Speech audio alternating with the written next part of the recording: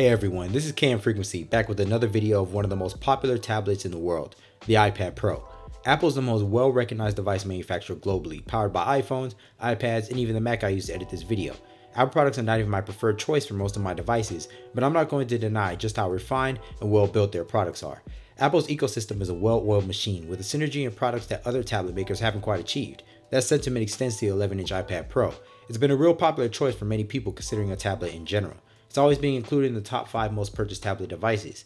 As it stands now, is the current generation iPad Pro still worth it compared to other premium tablets on the market? We're going to check that out now.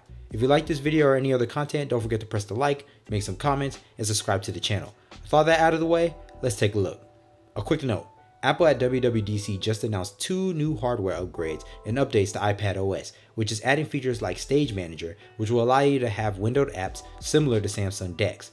I will talk more about all the new features of iPad OS 16 in another video, and I'll update my thoughts on the iPad Pro when it officially releases in the fall. I don't want to include an opinion on it here because it's still in beta and all the features are still subject to changes. So with that being said, back to the video. The design language of Apple's products has stayed consistent for years. It had minor tweaks here and there, but one thing is for sure, their products are incredibly recognizable because of that consistency. That didn't stop here with the iPad Pro. You have your standard color choices in silver and space gray with storage sizes from 128GB to 2TB. The 128 to 512GB versions have 8GB of RAM, and the 1 and 2TB versions have 16GB of RAM. They have cellular and Wi-Fi only options for each of those storage sizes as well. The power and volume buttons generally have the exact same placement. You have a quad speaker setup that has pretty excellent sound with no crackling that I can hear. Not to the level of the Surface Pro 8, but for a tablet of this size, I was genuinely surprised at the quality.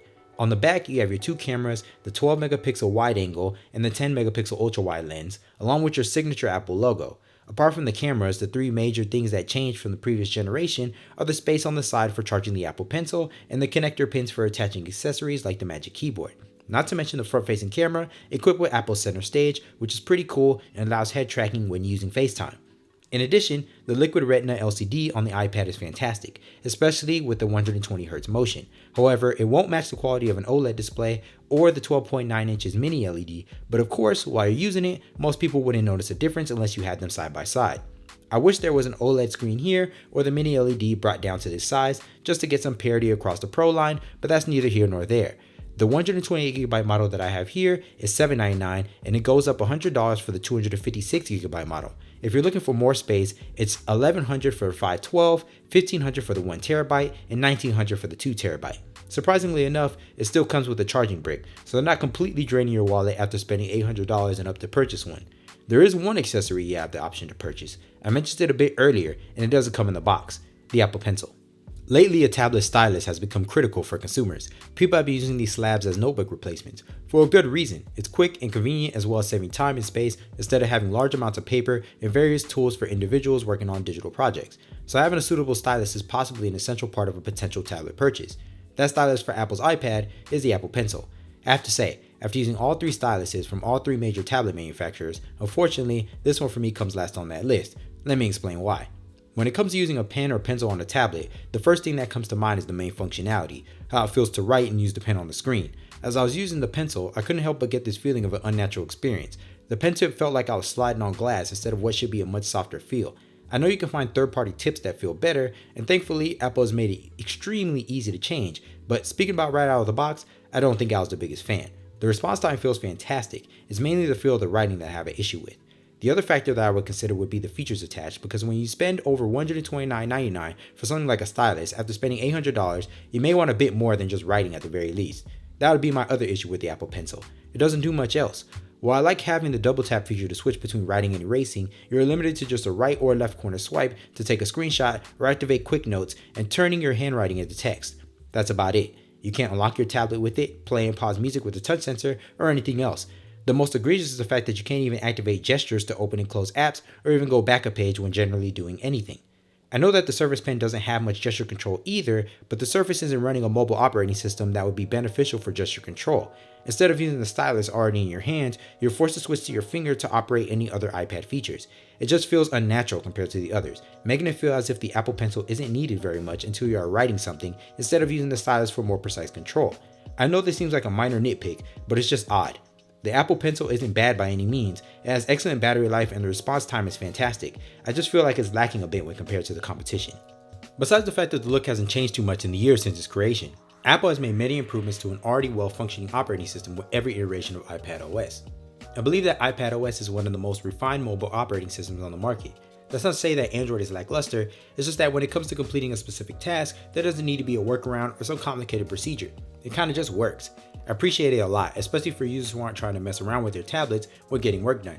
If you need to jot something down or quickly pick up your tablet to browse the internet, there isn't much of the way of you trying to do so. Apps in my experience open instantly as soon as you touch them, as well as them being extra quick and responsive. I have yet to experience some significant crashes of any app. That's not to say that it doesn't happen or won't, it just hasn't happened in my experience with it. When it comes to gestures with iPad OS, it's nothing short of excellent. It works flawlessly, from 5-finger grabs to open the app overview to 4-finger swipes to switch between them. While quickly using the gestures, the iPad Pro doesn't miss a beat in how slick it is. All the transitions and animations are enhanced with a 120Hz display. On top of that, apps can be used split screen, which I found helpful, but it can only be 2 apps at a time. I don't normally use my tablets with a multi-window workflow, so 2 is fine. Although, if you're looking for a true multitasker, you won't find that with iPad OS, as of now. What you will find is some very optimized apps that scale perfectly for iPad for like 99% of the apps used, except Instagram for some reason. I have no idea why this still hasn't been optimized for iPad displays, and to be honest, it's a real head scratcher. Apart from that, the only other knock I can give to iPad OS is its lack of customization. It's still hard to get my tablet to look precisely how I want it. It is impossible to escape Apple's borders within iOS. For me personally, I like moving things around and changing fonts and icons to make my tablet unique. That includes sideloading third-party apps as well. You can still add things like widgets and make them stackable so you can scroll through them and change the wallpaper, but that's about as far as it goes. You have your dock at the bottom of the screen and your typical array of icons and folders. I get it. Apple is trying to make sure that iOS is always working the right way so no issues can occur and that junk doesn't flow into the App Store or onto consumers' devices, especially when looking at the Google Play Store, which can be a bad place if you're not careful. It's just that, for people like me who enjoy trying to make the utmost out of my tablet, it feels a bit restrictive in making it your own. At the same time, that restrictedness gives Apple a unique situation in providing a clean, refined experience with a fantastic connection between devices. You may be asking yourself the point of mentioning other devices and not the iPad specifically, seeing as this is a review of the iPad Pro. And the answer is simple. The ecosystem created by Apple is one of the major features available when buying an iPad. Ownership of other Apple devices allows you to access certain features that you wouldn't otherwise be able to access without owning another Apple product. For me, the only other product I own is the iMac. Switching between them both on the fly or what Apple calls a handoff is relatively easy and works extremely quickly. I can look at a webpage on Safari, put down my iPad, walk over to my iMac, and instantly pick up where I left off by tapping the icon on the dock for that specific app. If you wanted to move a small batch of files, you simply could use AirDrop and every single file will be quickly downloaded to whichever device you're receiving or sending to. iCloud backups sync with every new device you have your account attached to. Apps downloaded on an iPhone can also be downloaded on your iPad without even accessing the iPad itself. This is possible by just being signed into the same Apple account on each device, including the ability to use my iMac as a mirror display of the iPad Pro with ease. This all sounds simple, but to be honest, it's pretty tough to get all this working seamlessly and almost effortlessly. It's taken Apple years to get to this point, something that some other major manufacturers have been trying to achieve for a while. Examples are Samsung and now Google, with its slew of new devices coming this fall. The only thing is, I doubt that they would be able to get it working to this degree in a short period of time. Samsung is trying, and it works somewhat, but not to like what is possible on an iPad or a Mac. One of the primary reasons this is possible is Apple's walled garden, so to speak, and iOS's restrictive nature. If you buy an iPad, it's not like you won't be able to use it to its fullest, it's only that having other Apple devices in the household enhances the experience. Apple devices have never been a slouch in the performance department, and the iPad Pro is no exception. I can safely say that it doesn't have a flaw in sight. You won't see frame skips, lag, or any of the sort here. With ease, you can run the graphic-intensive apps limited to the App Store. I mean, it's not much of a surprise seeing as the M1 is built into this tablet. The iPad Pro can practically run macOS Monterey and give it the same power of Apple's 13-inch MacBook Pro. The only limitation is the restriction of apps and the interface due to iPad OS. Games through Apple Arcade work well and have near flawless performance. While playing games like Genshin Impact, you can run at the highest settings possible, including at 120 frames per second. I was met with some pretty smooth gameplay with the occasional stutter. Drop it to 60 frames per second and it's practically perfect. The M1 and the 8 gigs of RAM in this 128GB version are way too much for simply iPad OS, and the iPad Pro is capable of so much more. Because of the quality of the M1 though, it begs whether the Pro is still worth the price over the newer iPad Air, which technically has the same performance. It's a pretty tough question simply because they are practically the same tablet down to the most critical internals. The main difference comes from the cameras if you're someone taking pictures with your tablet and the 120Hz display, and a minimal brightness difference along with a few others, but none that most consumers would care about. This is at this point in time. Of course, the newer iPad Pro will have more significant differences, one most likely being the chip powering the Pro. Right now though, it just became that much harder of a choice. Not to mention the Air is cheaper at $200 less for the base 64GB model and $100 less with double the storage space of the base iPad Pro at $799, which makes the decision even harder. Separating the conversation from the Air though, the Pro is an excellent tablet in terms of performance. It passes up the speed of a tablet like the Galaxy Tab easily, or even the Surface Pro, depending on your configuration. You just won't get to see the iPad at its full potential much. Apple has built a reputation for a while now as having fantastic battery performance. After using the iPad, I can safely say they have yet to be dethroned. The iPad Pro has a fantastic battery that easily outlasts other tablets in this price range. When I was using the Pro, I ran YouTube mainly throughout the day and managed to get to about 8 hours screen on time.